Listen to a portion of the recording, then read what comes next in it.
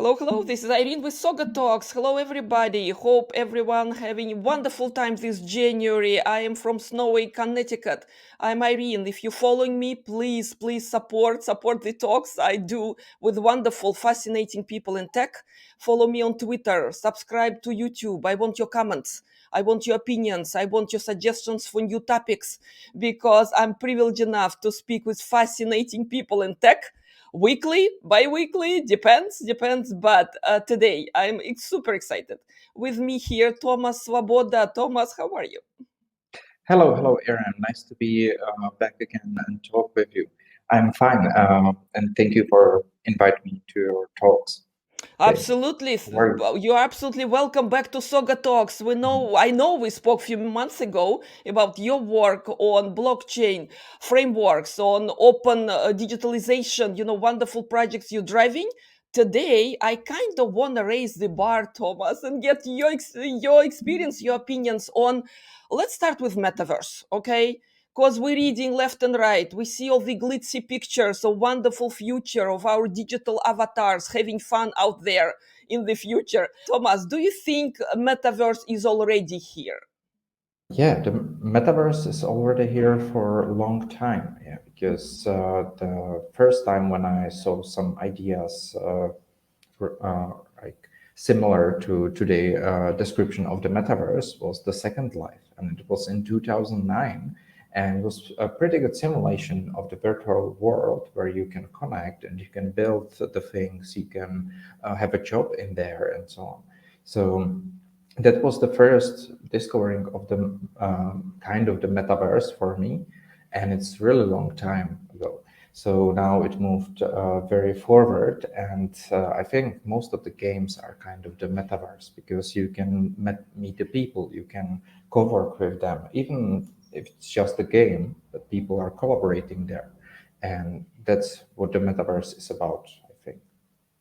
Let's talk a little bit how it's going to help us to simulate everything, talking about tech and business, right? And business environment. Will it help us to be more productive soon? If not tomorrow, maybe day after, right? Will we get better communications going? We will get better way to express ourselves at work, at play, at at hobbies. What do you think? I think the main point is that it can save you a time to transfer somewhere. It's like a teleportation, yeah, because you can just connect and be inside of some factory.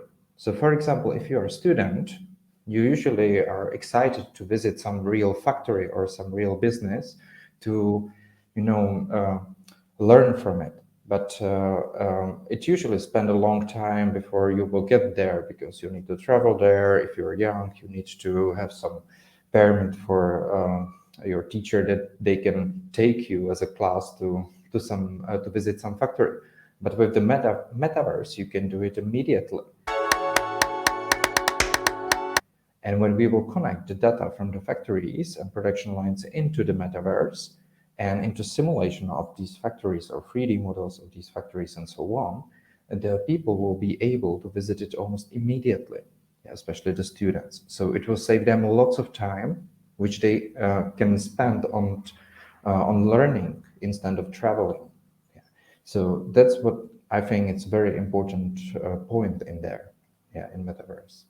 Fantastic. Yeah. So for training, right? For training, for retail, I would say, right? Product demos, right? Real estate, you name it, right? The endless applications that we read about. How about a little business talk over here, Thomas, about manufacturing and logistics? Because experts pointing out it's going to be a fantastic opportunity for Internet of Things sensors to collect data from real world devices. Where do you think we're going with manufacturing and logistics? Yeah, it's a big point, but at first the industrial companies had to implement the ideas from Industry 4.0.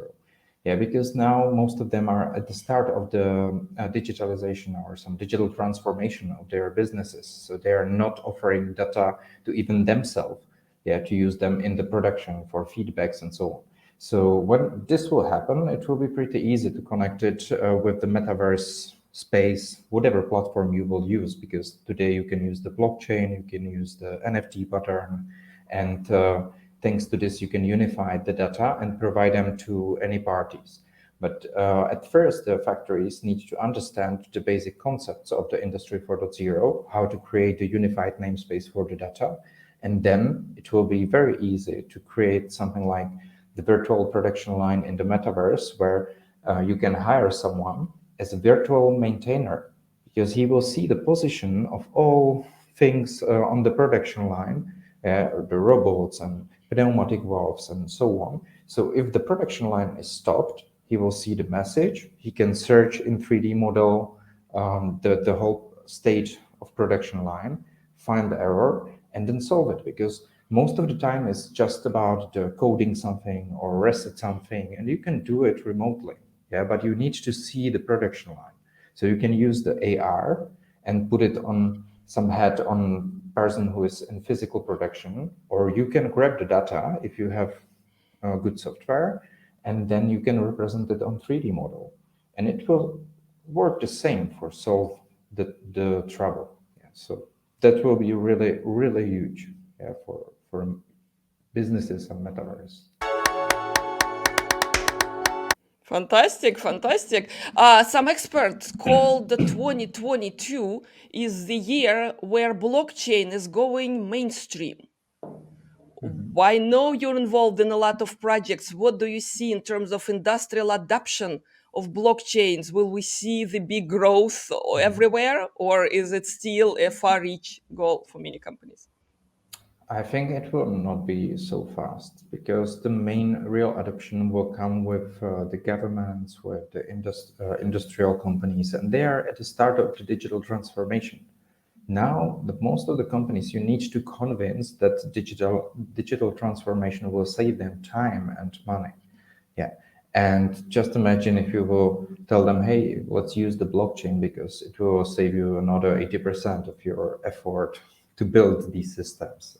They don't believe you because they don't see the first steps and savings after first steps of digital transformation. So I think it's still time. But for example, the adoption in classic customers segment is growing very fast. Yeah, like in gaming and digital asset selling and so on. So I think it will go pretty fast, but not as fast like within 1 year everyone will use it or something like this. Yeah, for classic companies and especially industrial companies, it will take several years until they will fully implement it. Absolutely. Another shiny topic. Okay. We read a lot about NFTs these days. Okay. For many people, it's still a toy. It's still the artist kind of tool to monetize. And if you're not an artist, don't pay attention to it. Why people should pay attention to NFTs these days, Thomas? It's absolutely great question. I thank you for this because I'm so desperate when I see that people are thinking that NFTs are just some images, yeah, or some system how to sell the digital art. NFT is kind of architectural pattern, how you can use and sort the data on the blockchain, how you can trace them, how you can move them from one party to another party. And it's a very simple system, and you can use it for most of the use cases I have ever seen. Yeah, and in most of them, it can save you time and energy. So that's why we are writing, for example, in our framework, we are writing multiple drivers like NFT tickets, NFT events, NFT messages, profiles, invoice, IoT device, and so on, so on, because it can help you to simplify, especially global application. Yeah, if you have some local service, sometimes, or most of the case, the blockchain will probably not be the best solution for you. But when you need to do global accessible service, it can save you amazing amount of your effort to build it. So the NFTs will move the world, but people need to do some more exploration or research about it and consider the NFT art as just a small use case, like 2 maybe 3% of all use cases of NFT as a technology or architectural pattern. Wonderful, wonderful, because digital technology can do so much more. This is like exactly very simple example that we can relate to. It's not ending there, right? This is just the beginning. So can we talk a little bit about prerequisites then? Your company is ready to think about blockchain if. If if you understand the digital data and what can bring you, because lots of people collecting data just because someone said this, and they are not thinking how they can use it as a commodity, as the knowledge, or create the knowledge from this data, and then use it for feedback. So if you understand this and why you should do this and why share the data with another parties, then you will be ready to use the blockchain. I love this answer. I love this answer because it's so simple when you understand, when you talk about something you understand. The answer is short. When we don't understand the topic we're talking about, the answer gets very, very long sometimes. So thank you for that, Thomas. So yes, digital first, right? And I know digital transformation term now is a cliche. Okay, it's not Yeah. as exciting anymore, but yet let's remind our listeners, okay, that not all the companies are digital, right? Not all the processes optimized. Not every company's customer feeling the best experience and smooth operation. So your word of wisdom from your experience, Thomas, their digital transformation, are we there yet? No, absolutely not. Yeah, people are telling about this for a couple of years, more than 5 years or 6 years, but most of the companies are not understand this. Yeah, and the very simple example how to discover it is if they have the map of all objects, like digital twins, which bring them some value into their processes and building their company, and if they have described the processes between them. If they don't have these things and update it, yeah, it's a very important thing. Update it, not like 10 years old plan who someone built and it's not updated. But if they have this, they're pretty well prepared. Yeah, but if they even don't have these plans, like what I have in my factory and what does it do, they're in very early stage. And based on my discovering, the most of the companies don't have it. Yeah, so that's, for example, why I decided to write this the VE framework that I'm writing, because most of the companies need the same steps during the digital transformation, and they are not able to discover this because they need to focus to prepare the basic inputs what they need for the whole digitalization process. So that's why I built this platform as open source, because it can help them to connect the technologies and deliver them the functionality which they are looking for. Because they just want to be more efficient, more flexible, and more eco-friendly. And if they will fill this, they will be happy and their customers will be happy. And they can do it through some functionalities, and the functionalities can be processed or executed by some technologies. And the whole chain, they are not able to collect by themselves. That's the projects like what we are doing is there to help them and simplify them this process. Otherwise, they will do it for another 10 years and they will not be competitive. Good, good, good. So to help companies realize, okay, the potential, I read a lot about, central excellence. And it's kind of very operational terms in terms of adapting big initiatives. Let's say it started with process automation. It moved to AI. A lot of AI, artificial intelligence, center of excellence formed out there. Now people talking about blockchain and even metaverse. Okay, so where do you see the operational excellence will come when the organization decides to move forward, right? What kind of, again, thinking or at least ideas they should have besides realizing the value of their own data? It's a hard question because, you know, I think they should slow down. Yeah, the like center of excellence or some universities, because we are producing so many new technologies and things, and we are not able to apply them. Yeah, blockchain is 14 years old technology, if I would consider the Bitcoin, but the principle is much older, from 90s, and people are still talking about this like the new technology. Yeah, and if you will see the rise of the AI, which is absolutely amazing technology or system, but most of the factories are not able to implement it. So even if you will have more 100 startups for AI, the factories will don't have a data for them. Yeah, because they cannot share them easily because they have these data in their proprietary databases, and totally overwhelmed IT guys who are not able to provide this information to the startups who are building some AI applications. So this is what had to be solved at first, because it affects all other technologies which need to work with these data. It doesn't matter if it's some AI or if it's some blockchain or some smart contracts on blockchain, or if it's metaverses itself. Yeah, it still will need some unified data which they need to provide them. So until this, okay, people can, in center of excellence, can relax and maybe help these factories to implement the first steps, because otherwise they will just wait until, hey, we don't have a data, we're still waiting. Excellent advice, Tomáš. So data is still the king, you're saying? Do I understand you right? The data is what? Still the king. The king. Yeah, it's king. It's total key for this. Yeah, they need to understand how to collect data correctly and how to provide them in unified namespace. That's the key point. And we hear lots of insights from the industry analysts and experts about those who have the data. They're gonna win in a way that, right, we all blame big tech for owning our data, right, for finding the use for the data. And it's not about platforms anymore, because technology becomes cheaper and cheaper, more reachable, right? It's the ability to collect your data, analyze, clarify the data, and make sense of it, with all the fantastic blockchain, AI, now metaverse opportunities, don't you think? Yeah, sure.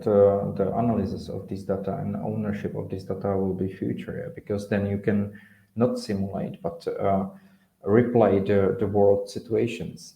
Yeah, so you will have a persistent, correct data for any purposes, like simulation of the farm medicines. Yeah. You can collect the DNA database. You can be sure that any of these data, even if it's written by some device, it's was correct in some position and no one changed them. Yeah, so it would totally simplify, for example, the learning of AI. Yeah, but what I'm thinking about is what the AI will do when it will discover that there are more data. Yeah, do they or will they have the real value to sell, or AI will find a way how to get them? Yeah, because just imagine that AI can learn how to programming. Yeah, because there are already lots of tools like ReSharper from JetBrains and these companies who are building amazing tools which can change your code to much better shape. Yeah, and do it much more efficiently than the classic programmer will do. It's still missing some creation of business logic and these things, but I expect that AI will learn it because it's already on the internet. And when the real AI will live, it will just take this data. It doesn't matter if it will be encrypted on some servers, it will find a way, yeah, through the internet. So now we are spending lots of effort and energy to protect these data because we think that it will have a value which can give us or bring us the money. Yeah. But the real value is the knowledge which will be aggregated from these data and feedback for us. Yeah. So that's the different kind of value. It's much bigger value than we can expect, but it's different than classic money, what lots of businessmen are thinking that they will get from these data, because we are very close to quantum computers and these technologies, which will totally disrupt the security of the data and privacy and all of these things. Actually, you can now define that most of our existing today data will be published in future couple of years, even we don't want it, like WikiLeaks. Yeah, because now there are lots of hackers are doing steal now and decrypt later, because they will know they know that within 5 years the quantum computers will be in mainstream And even if they will have an encrypted container, it will be easy for them to decrypt it, search through the data, and then publish what they will need or use what they will need. So why, if we know this as a fact, why we are spending so huge amount of the energy for protecting these data and make them secure in privacy, even if we are not using them? Yeah, that's what I'm curious why this happened. That's quite a caliber of the task you just bring it up, Thomas. Yes, quantum protection, right? Quantum security, quantum protections. People thinking about it, people working on the new solutions. But again, I think it's very, very early stage. And yes, that exposure actually, yeah, concerns many. So in this, let's turn into Web 3.0. Okay, another big term out there. All right. Is it related in your mind to Industry 5.0? You know, lots of new numbers out there. So how can we Yeah. just educate a little bit about this? Yeah, I think people should stop with these buzzwords. Because, I know it sometimes helps to promote some set of the technologies and visions which are complementary, like Industry 4.0, but most of the people didn't implement this or haven't implemented these ideas yet. So why to create something like Industry 5.0 and so on? I understand the Web 3.0 because I think it's kind of similar ideas like in Industry 4.0. Yeah, because even the Industry 4.0 describes the blockchain, distributed technologies like future for global manufacturing, supply chain, data handling, and these things. So the Web3 actually, it's not new. These ideas described under this buzzword are not new. It's just transported from the Industry 4.0, maybe a little upgraded, but mostly it copy the systems in there. So that's why I understand that it's pretty easy to build it and build the tools for it, but it will be much harder to explain to people why, for example, they should pay for transaction on the internet if they want to change their profile photo. Why should I pay for this? Yeah, it was free on the Facebook. Yeah, but actually it wasn't free. It's much cheaper if I will pay a one-time cost from my side with some cryptocurrency than Facebook are telling, okay, this is free, but they are selling your data to governments and other parties to run decentralized server where the data is stored and where the application for Facebook services are running. So it's not free, and people now will need to explore or like go back. Yeah, when we pay each SMS on the phone. Yeah, it was the time when I was young. We pay each SMS like 3 Czech crowns per one SMS, and you were thinking about what you will send. And the same is with the blockchain. It can offer you the freedom, persistency, so no one will, destroy your post. Even if he don't like it, it will be there for the future. So your children or grandchildren can have access to your post, even if the social platform will die. These data will stay in the blockchain, and I think it's a huge advantage. But it needs to people change their thinking about using things on the internet.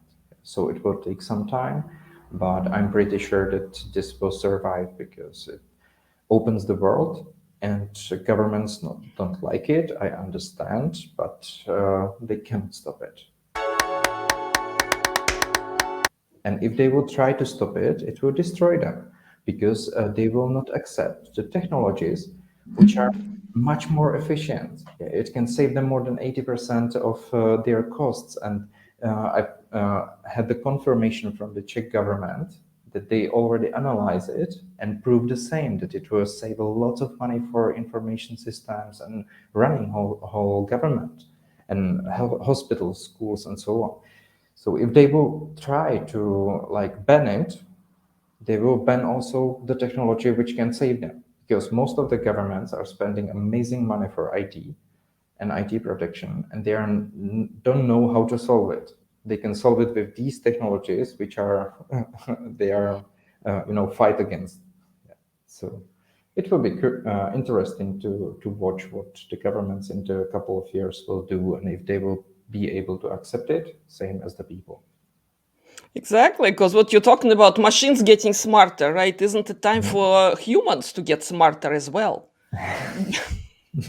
Yeah, it's it's true. It's true. Yeah, but maybe we should just find a way how to enjoy our lives instead of being competitive and trying to get more and more and more.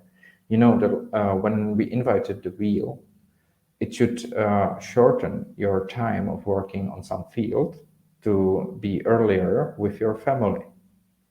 But some of the people take it different. Like, hey, I can work the 8 hour and do 4 times more more work. So they didn't went to back to family and enjoy the life as it is. They trying to be competitive and have a better position than others instead of use the technology and some knowledge to have some rest, to think about life, nature, and so on. So people should Interesting. try to We're touching on future of work topic. That's another buzzword, right? But I kind of like bringing it up because we work how many 80 hours a week, okay, sometimes, right? We work more than again when then people probably used to work before with all the conveniences, right? Work become home becomes work, okay? Where do you see from the technology standpoint? Because again, metaverse, it may not be here now, right? But all the remote, all the global connections, all the fantastic technology we're using right now, and I appreciate it very, very much. But point is, where the future of work lies. I mean, will we have augmented human, or we will have tormented human? I think finally we will have our clones, yeah, like AI clone in the metaverse, which will work, for us to don't need to go everywhere for every meeting. Yeah, because you will be able to decide if you will connect to metaverse and you will control the avatar who is there, or you will turn on your AI and it will live in the metaverse if you are not available and you are in the real world. Yeah, but it will be the responsibility from each of us to collect data, to open correct data, to allow this AI to learn. You need to talk with your AI to share the knowledge, and if you will be good and you will be able to transfer your thoughts into your AI and learn it, you will be released from, I expect, maybe half of the meetings what you usually have. Yeah, maybe it will be sometimes funny and your AI will say something, unexpected, but this will be some early adoption. But the AI in this combination with metaverse should allow you to be at home or relax or eat something or do some exercise during AI will listen some conference, or it will be on some meeting. Yeah, and it will just listen as a participant. Sometimes it will add some note, whatever. And at the evening, you will chat with your AI, or it will send you some tasks into your calendar. You will see it, okay, let's do it, or help with something, but it will save you half of your working time. Yeah, that's what this technology should bring us as a people. Fantastic, fantastic, Thomas. Thank you so very much for this talk today. We touched on every buzzword out there, okay? Starting with metaverse, blockchain, NFTs, Web 3.0, Industry 5.0, what else? And even future work at the end. AI, yes, AI. We talked about AI a little bit. Yeah, as the takeaways, okay? What do you think will make sense to leave our audience with? I mean, what's the bright future? And what may be some consequences of the decisions we're making now? The main point, what I discovered, is that we need to learn how to trust each other, because the blockchain and these technologies are showing us that you cannot replace the trust between the people with artificial source of energy. It will destroy you.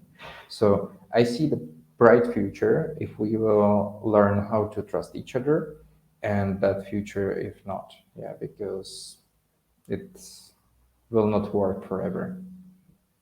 Fantastic, fantastic summary. I encourage everyone to follow Thomas on LinkedIn and Twitter, some other platforms. Any plug in I should make right now about projects that you're working on? I think the main is Twitter, maybe our website, veframework.com, where you can find the details, and also repository, because everything what we are building is open source to help to implement Web3 and Industry 4.0 ideas and functionalities into real life. So if anyone wants to reach me, you can find the emails or meet me on Twitter, where I'm active. So. Fantastic.